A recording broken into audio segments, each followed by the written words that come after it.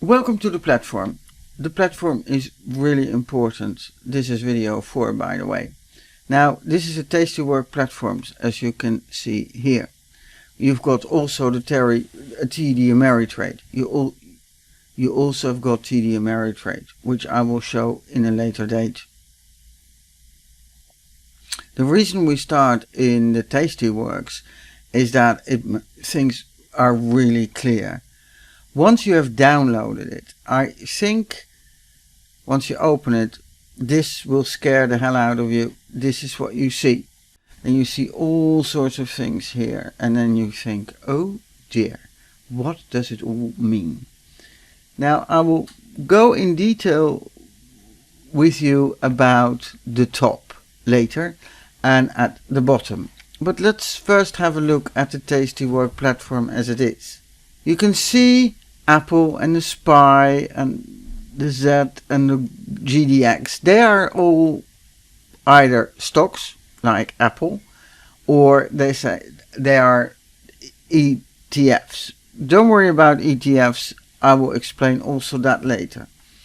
Then the last ones you has used was the recent symbols, the Apple and the SPY. And if you press this, if you click this, you will get Apple, which you can see here. Here, this is what you clicked, and that is what you will see. You also see then straight away at the other side, you see the day chart.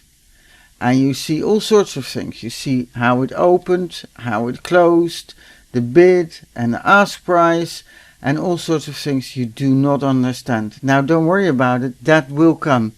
All these items I will discuss with you. So the first thing you have got to do here is don't panic.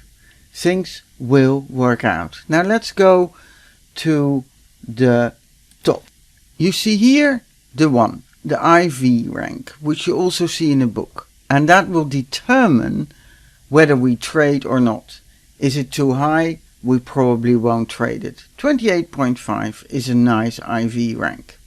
Number 2 is the last price the stock was traded for.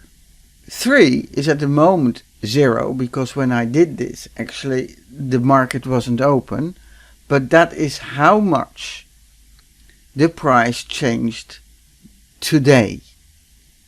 4 is the bid and 5 is the ask. Now you remember, 4 is selling and ask 5 is buying. Number 6 is the amount of stock bought and sold for times 100. And then the volume is the volume of the day. Now you also have got volume over a month, which you can look at, or volume of all the stocks traded. But at this volume is the volume of Apple. In between you see a lot, but I left that white for a minute. Then you can go to the bottom and then you suddenly see this. You see the POP, which means probability of profit. In this case 64%. You see delta and you see theta, which I will discuss because later in the book we have a chapter of delta and theta, as you well know. You have the maximum profit you can make and you've got the maximum loss you can make. Here is your credit. It says 33 cents credit. That is when you have sold an option, you receive credit. When you buy an option, it will say DB, which is mean debit. In this case, we are selling an option. Well, actually we sold the credit spread, which means that you get credit. And if you sell a debit spread, then you receive debit. And debit means that you have to pay. Dit is on top of your platform finances. Here you can see your order. You see you sold one, which is a minus, and you bought one, which is a plus. You also want to know, if you press review and send, you will see what you actually have done and what it is going to cost you. Well, it will definitely say that you have to have a margin of at least $67, because if you lose, you have to pay that, and you have a credit on top of it at the moment of $33. So this is what in the beginning you see. Then I go and move a little bit forward, and then I have taken part of it off. You still see the left side, the Apple, the SPY, and everything else. Here you can change that to anything you want. There are lots of choices here. What I would suggest is that you take Tastyworks default. It is in there. Here is the top, as you can see, which I just showed you. The UL underlying, you remember we have an underlying, that is Apple. UL, Apple. Here you see Apple. You see here the days of expiration. You remember an option has an expiration date. The W's are the weeklies. The one without the W's are the month. Now, the standard option, the monthly standard option, expire every third Friday of the month at the end of the trading day. A weekly expires every week on that Friday.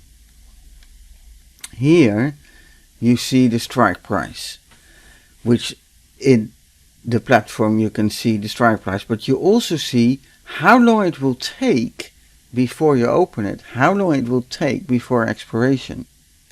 So the July the 12th was 1 day, but if you go to January 17th 2020, it takes 190 days before the option expires.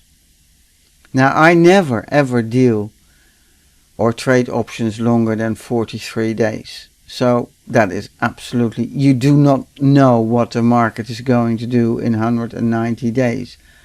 You don't know what it's going to do in 15 days, but you know a hell of a lot more with 15 days than you know with 190 days. And that is the reason why I don't trade that far ahead. You can see here also your delta and your theta, which you can also see here. So some things you can see double. The strikes is here at 20, which means you get 20 strikes to see. You can see them all, but then it gets very confusing. So I don't suggest that. Put it at 20, 24, and that is more than enough for you to see what you want to do. This is the platform, so have a good look at it. Expiration month, days to expiration, your profit, your maximum profit, your maximum loss, your review and send, your credit, which you will see here, your underlying, which is Apple. This is the platform as such. Now, hope it helped. We'll go over this platform many times because we trade live, so you get more and more comfortable with it. Hope it helps. See you at the other side. Bye bye.